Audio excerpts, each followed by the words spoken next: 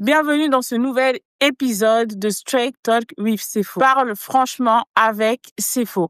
Et dans cet épisode, nous allons accueillir un artiste chantre que j'apprécie énormément, Ivan MSD.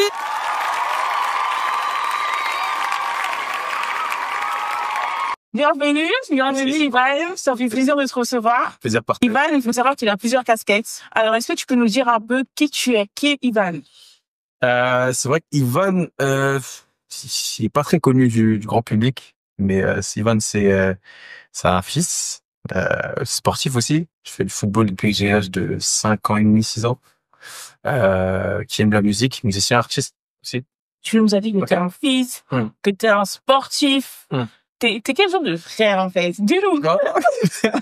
En fait, j'aurais dit d'appeler mon grand frère et ma petite sœur, mais franchement, non, je suis vraiment le fils serviable, très à l'écoute, un peu le conseiller, un peu être à la maison. Et il faut savoir que j'en ressemble énormément à mon père. Ok. Même physiquement. Et dans la personnalité. Dans la personnalité et tout. Et ouais, bah du coup, je porte son nom, mon deuxième prénom, son prénom. C'est quoi son deuxième prénom? Ah, non. Ah, On est là pour parler. on est là pour parler franchement. Mon père s'appelle Jacques, du coup. J'appelle Ivan Jacques. Ouais, Eh ben, écoutez, excuse. on voilà. C'est son très bon prénom. Merci beaucoup. Faut savoir que j'en parle souvent, j'ai perdu ma mère le 25 mars 2023. Et dans la période où elle était malade, elle était encore là, elle était malade, bah, moi, c'est ma mère, en gros, tu vois. Et j'étais très derrière, tu vois. C'est une maman. C'est ça. Moi, j'étais un peu le fils, préféré.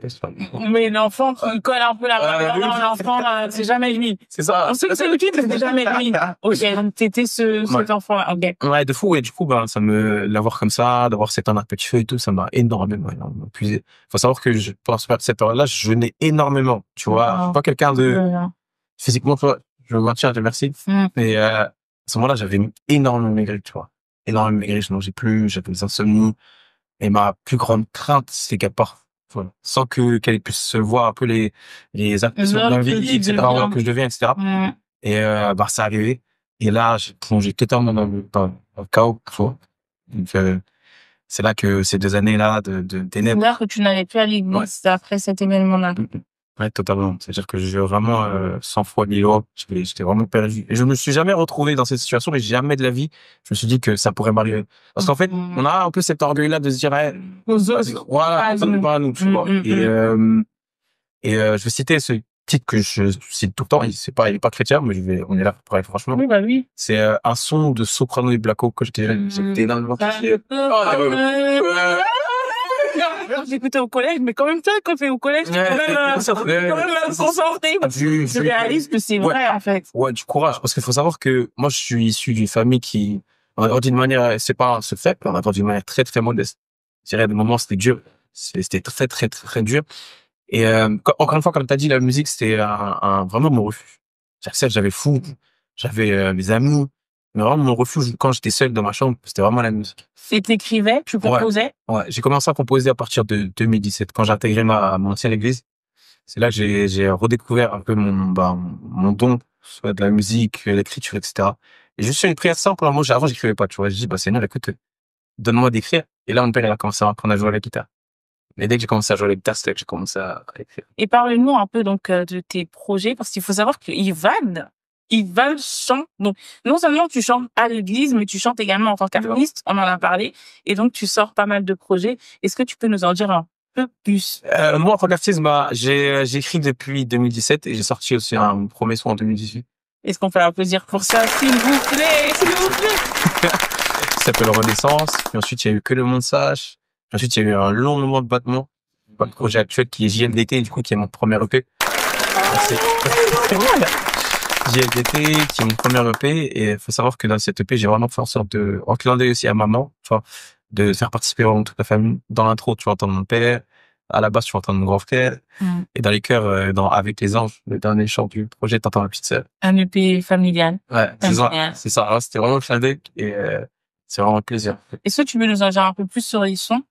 Alors, faut savoir que en fait, je raconte vraiment ces 5 dernières années qui sont écoulées. Et moi, j'ai toujours demandé à Dieu de pouvoir écrire quelque chose qui est vrai, que je vis, et de raconter une histoire.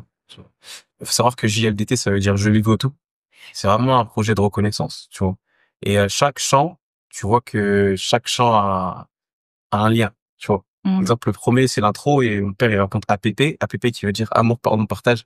C'est les trois cycles enfin, c'est les trois caractéristiques avec lesquelles on a grandi, mon grand frère. C'est vraiment tout. Ben, il explique la vision. Il faut savoir qu'en partant de APP, de l'amour, le pardon, le partage, ben, est né J'ai lu de tout, tu vois. Sauf. Et c'est quoi son chant préféré? Ouf! Pour moi, c'est tour à tour. Parce que c'est la conversation que j'ai eue avec ma mère. Ouais, avant son départ. Et il faut savoir que pour le secret, chacun le prend comme il veut. Et moi, à ce moment, elle me parlait de mariage. Tu vois, ça va. Ouais, et ma mère, littéralement, ce que je dis dans ce chant, c'est littéralement ce qu'elle nous sait. Ouais, ton tour reviendra. Et ça rejoint un peu tout, tu vois. Même dans la vie, que ce soit professionnel, dans la vie en général, quels que soient les défis qu'on a, etc. Tout le tour viendra. Chacun fait son histoire avec lui. Il y a beaucoup d'artistes aujourd'hui qui écrivent des chants en 2015 et qui les sortent en 2025. C'est vrai. J'en fais partie parce que je me suis toujours dit, faut que je le vive. Et je l'ai vécu. Et tu l'as vécu. Comment tu vis ces moments-là et par rapport au fait que tu sois artiste à part entière, par rapport au fait que tu sois aussi ce sportif-là, nous en a pas trop parlé de ta vie de sportif, ce fils, ce frère, comment tu rassembles le tout pour être la personne que tu es devant nous aujourd'hui? Voilà, moi j'ai toujours que cet exemple-là, après je sais pas si c'est le meilleur, mais j'ai toujours pensé à Superman, tu vois. En mode, la journée il est clair et la soirée il est Superman, tu vois. À l'église, tout ce qui est le côté spirituel, etc., je pense souvent le côté Superman, tu vois, ça veut dire où tu vas sauver des vies, etc., etc. Et voilà, dans la vie de tous les jours avec mes proches, ma vulnérabilité, etc., qui je suis vraiment, c'est vraiment être mes proches et là, voilà, je suis tu vois. Et comment j'arrive à gérer? En fait, c'est les petits garçons, ils aiment bien s'associer à ce petit exemple, Spider-Man, etc. Et là, je sais qu'on parle comme ça, en fait, je me dis, c'est trop mignon. Merci, mais ouais, ok. Et façon de voir les choses. Merci. Et comment j'arrive à gérer? En vrai, de vrai, c'est vraiment de garder cet équilibre-là parce que c'est pas évident. Genre dans la vie de tous les jours d'être chrétien, artiste. Par exemple, il y a même des collègues à moi qui tombent sur mon profil et tout, qui tombent sur YouTube et tout, ils sont en mode, ah, il va te chanter. Et tu vois, mais fort au travail et tout. C'est super gênant. Un jour, j'ai un collègue qui m'a fait ça avec une vidéo YouTube. C'est gênant, m'arrêter. C'est grave gênant, mais d'un côté, je me dis, c'est vrai que ça fait partie de toi, en fait. Ouais, ça me fait chaud au cœur quand même, tu vois. Parce qu'ils écoutent, ils sont touchés. Après, ils me posent des questions. Puis après, c'est un moyen aussi d'évangéliser. Donc, c'est vraiment de garder aussi ce côté-là, tu vois, sans dire oui, il y a le travail comme ça. Ouais, vous savez, Jésus vous aime. Ouais, on peut évangéliser avec un méga. Tout le monde peut évangéliser dans les choses des plus subtiles, hein, juste en disant, bah, tu sais, oui, je chante. Et quand la personne va écouter, en fait, elle va entendre ce que tu dis, parce qu'elle a écouté. Et là, elle va dire, ah, mais tu parles beaucoup de Jésus-Christ, hein. Dis-moi, parle-moi un peu plus, etc. Donc, c'est un moyen d'évangéliser, c'est sûr. Je sais pas si j'ai répondu, mais... Oui, t'as répondu. Mais du coup, tu fais toujours du sport? Ouais, toujours. Je fais toujours, je fais toujours du foot dans le club de mon quartier. Non, à une époque, franchement, il y a rien, c'est mon âge. Non, pour vrai, j'ai pas eu les Non, c'est bon, disons. Je remercie moi, le fardier, la douleur, tu vois. Et ce fils qui a perdu sa maman.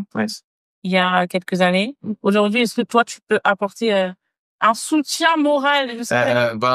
Déjà, premièrement, accepter d'être vulnérable. Mais en tout cas, avec les bonnes personnes. J'insiste là-dessus. Et un entourage vraiment qui vous soutient dans la prière, qui est là avec vous et qui vous accepte tel que vous êtes, qui accepte le fait que, oui, vous êtes vulnérable, vous faites des erreurs, et qui savent aussi vous taper taper les doigts, pour remettre sur le droit chemin. Et surtout, le conseil que j'ai à donner, encore une fois, c'est profiter de chaque instant avec vos parents. Parce que je sais que il y a énormément de mes proches qui ont perdu leurs parents ces dernières semaines. Et c'est quelque chose qui est très difficile. Et en fait, quand on les voit, on a l'impression qu'ils sont immortels, qu'ils sont éternels. C'est quand tu te rends compte que c'est pas le cas. Surtout pour nous les hommes, on aime trop garder les choses pour nous, tu vois. Mais c'est ça. Ou même, je sais que ça dépend, moi, par la grâce de Dieu, que ce soit ma mère qui a rejoint le Seigneur ou mon père actuellement, on a cette facilité-là de communiquer. La communication, ça joue énormément. C'est très bien, ça. Voilà, ça veut dire, on s'appelle, on dit qu'on s'aime. Le jour où je dis à mon père, la première fois, je dis, ah, papa, je t'aime. Non! Il était choqué, il était en mode, C'est bien. Mon fils. Ouais, c'est bien mon fils. Il y a pas eu de... Non. Ça, c'est des parents africains. Je sais pas si c'est que les Africains, hein.